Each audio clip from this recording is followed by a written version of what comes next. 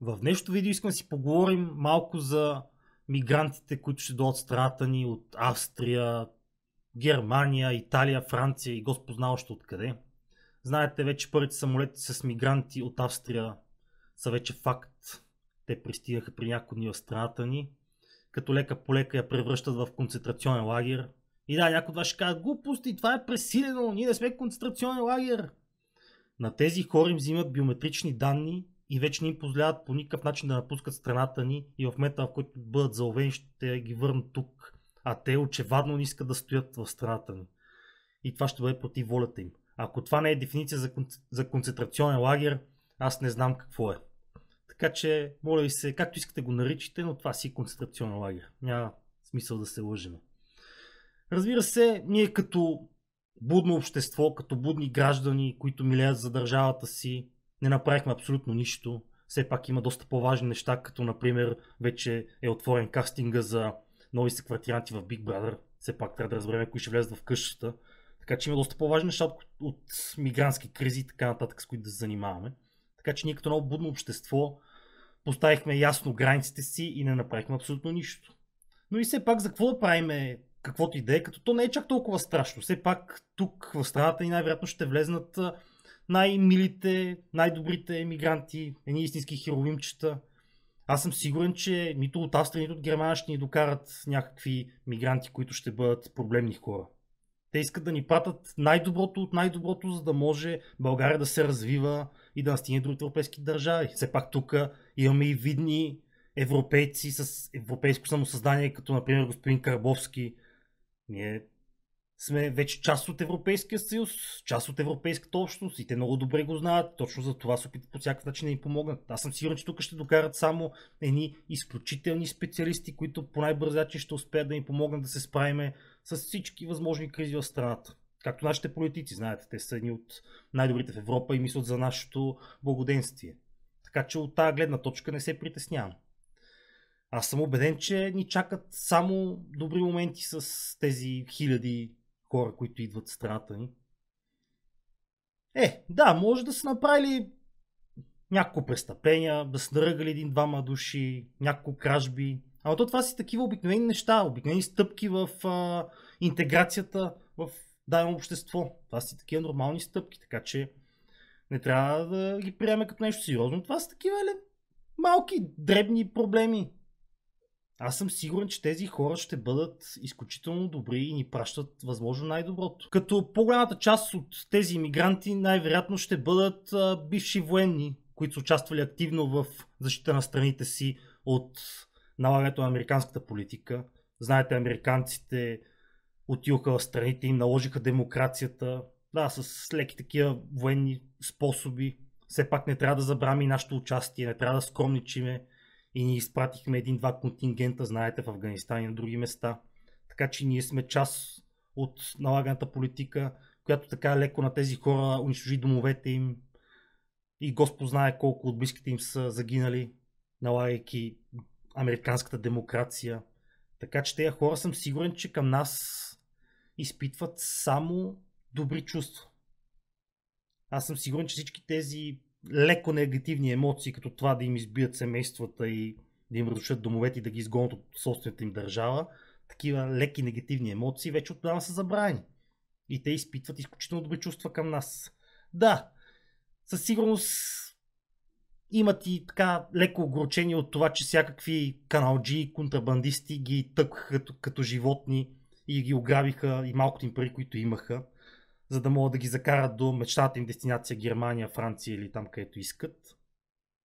Да, разбира се, те оттам ги натовариха като животни и ги пращат тук при нас. Нали, сигурен съм, че и това така не ги е подразнило. Не е оставило лош привкус в устата им. Това, че така леко ги подхвърлят от насам натам. Нали, това съм сигурен, че не им се е отразило така негативно и не хранят лоши чувства към който иде. И така те ги пращат тук при нас, където те не искат да бъдат, въпреки че са платили $1000, за да могат да стигнат до дестинациите. Сега така ги връщат тук при нас. Да, те разбира са свикнали на 10 пъти по-големи социални придобивки в Германия и в другите страни, в които са били. които тук няма да получат, защото все пак сме доста по-бедна държава. И имаме така доста свестни политици, които не остават много трохи. Нали знаете как като ядете остават трохи или хвърлите някои неща там на пода да ги изядат животните, ако имат нещо кученце, котенце. И при нас това го няма, пък и да има някоя троха, иска Фидосова, минава и я взима. Какво ли стана с тази красива финна дама, се чуда? Както и да е, не остава много, затова социалните придобивки в България няма да бъдат кой знае какви. Като те тук буквално най-вероятно ще мизерстват, но аз съм сигурен, че това няма да доведе до никакви негативни моменти и няма да има абсолютно никакви инциденти.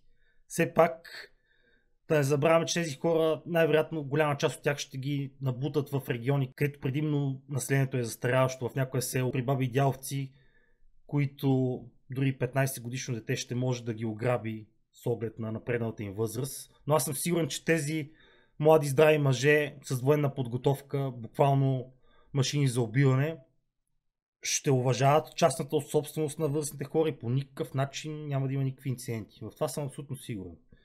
Така че да, много добра идея ще бъде до имигрантите и съм сигурен, че България ще процъфти много сериозно.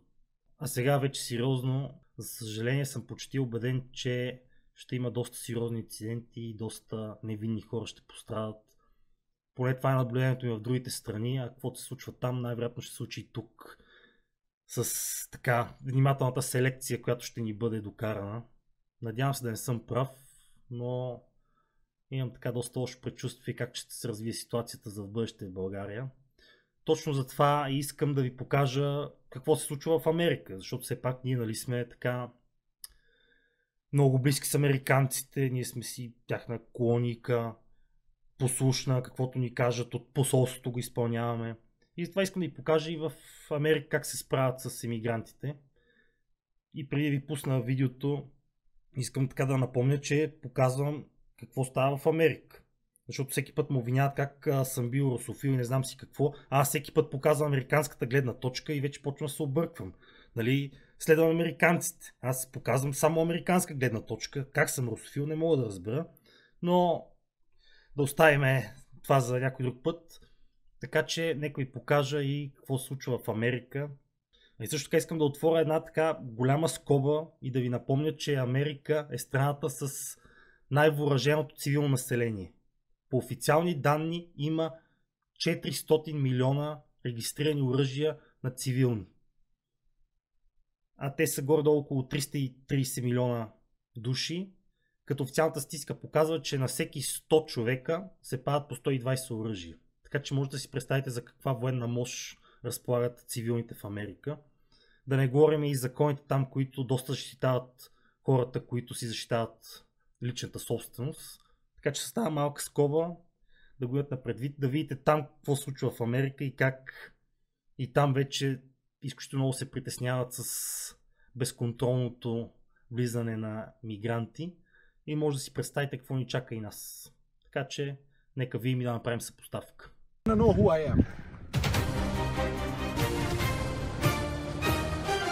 As new border numbers show, 49 suspected terrorists were arrested at the southern border in fiscal year 2024 and 19 in just December alone. By the way, if you are smart enough, you will know who I am. But you are really not smart enough to know who I am.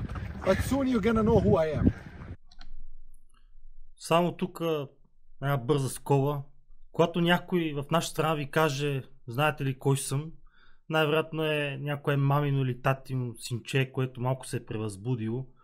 Обаче, когато ти го каже човек, който най-вероятно идва, така като го гледам, от Сирия, от Афганистан, от Ирак, когато ви каже, скоро ще разберете кой съм, общо малко след това или някой е наръган, или някой е застрелян, или има някой взрив.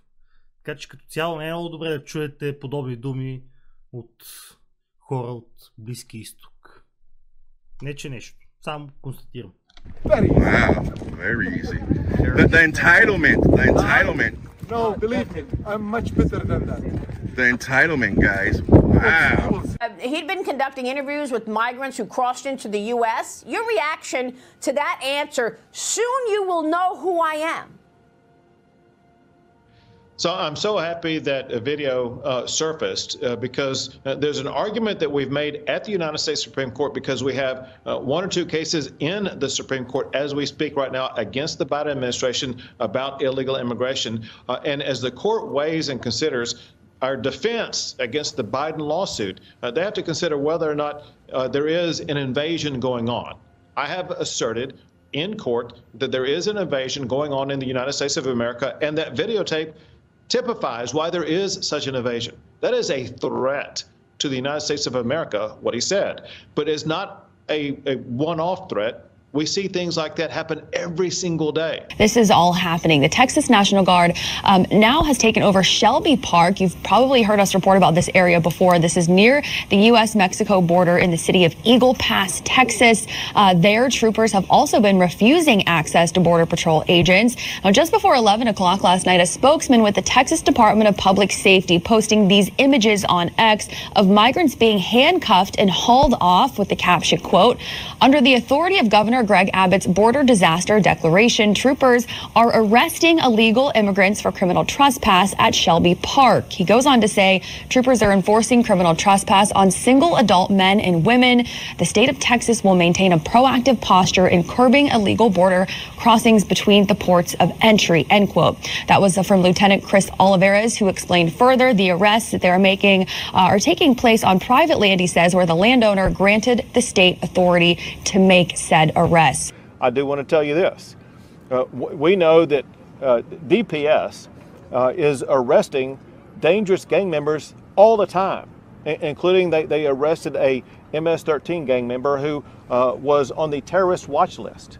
And we know that there are terrorists and people on the terrorist watch list who seek to cross the border all the time. Under Joe Biden's tenure, there's been an all-time record number of people on the terrorist watch list who were apprehended. But here's the key fact. If you're on the terrorist watch list, you're going to pay extra money to the cartels to not be apprehended.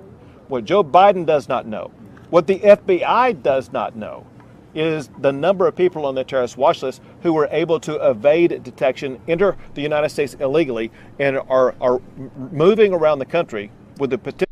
Не само Джо Байден. И нашите не знаят какви точно хора ще дойдат, какъв им е бекграунда, както го казват американците, а ние по-простите, какво им е било миналото, какви са били травмите, които са им се случили по време на живота, най-вече заради американската политика и косвено нашето участие. Нито нашите политици знаят, нито Джо Байден, нито ние. To cause catastrophic harm. With the crisis at the border worsening every single day, FBI Director Christopher Wray spoke with a group of sheriffs, reportedly saying that when it comes to a terror attack, it's not a matter of if, it's a matter of when. As new border numbers show, 40... Чухте ли? Не е въпрос дали, а кога. За съжаление се притеснявам, че и тук скоро си задаваме същия въпрос. 9 suspected terrorists were arrested at the southern border in fiscal year 2024 and 19 in just December alone. My hope is that the United States Supreme Court and courts across the country, they see exactly what's happening on our border. It's not what happened under Bush or under Trump or under Obama. This is something completely different that has never happened before in the history of the country. This is an invasion by people we don't know who they are, where they're coming from, or the danger they may pose. And so it's right for Texas to have taken the steps that we have taken to crack down on the illegal crossings, to declare it an invasion and use every tool we can to do the job that Biden is not doing, and that's to try to deny illegal entry into our country. Yeah, and that invasion happened after Joe Biden walked into the Oval Office when he first started his term and started reversing all of President Trump's border security. So, Governor, I ask you, I mean, do you have evidence that in Texas you see things like theft and murder and upset? Do you have evidence that some of that is the result of potential gotaways or potential illegals in your state right now? So, Maria, just as one example, there was a horrific murder of a young teen cheerleader in a high school. a little bit north of where the border area is. Вие може ли да си представите, че имигрант си е позволил по брутален начин да убие младо момиче в гимназията в Тексас, щата, в който 90% от хората са въоръжени.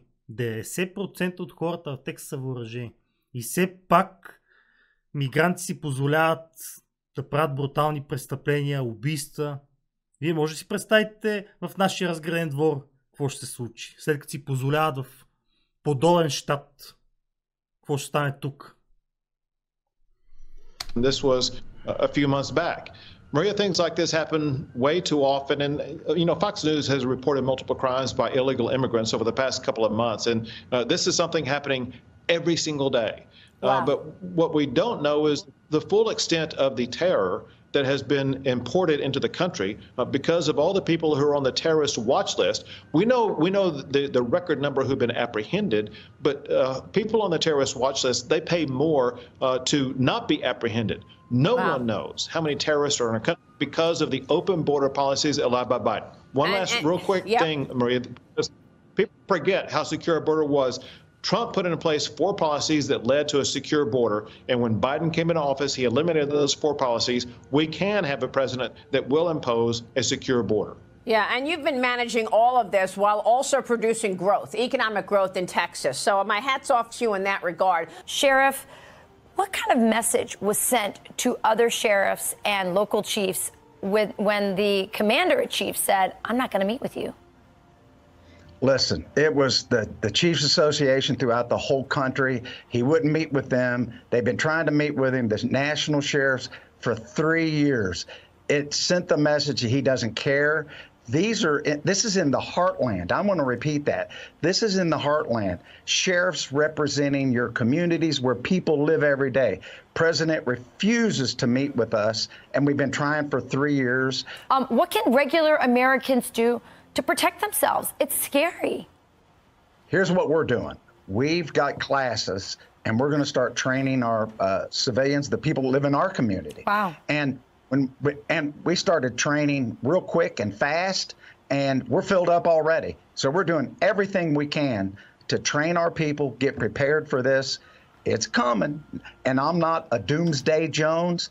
I'm just delivering the message that the government is telling us. Wow, it's a powerful message. It also shows that the federal government doesn't care, and it's going to be local law enforcement like yourself who's going to be on the front lines and helping us citizens out. So just really want to thank you for your courage and for your service and for delivering this message that is so gravely important. Thank you, Sheriff. Това ли искате, скъпи съграждани, да се случи и тук? Да се обучавате как да се защитавате от всекидневни нападения и престъпления? Това ли искате? Чакайте, забравих, тук няма как да стане, тъй като в България въобще да придобиеш разрешително за оръжие е доста дълга и мъчителна процедура.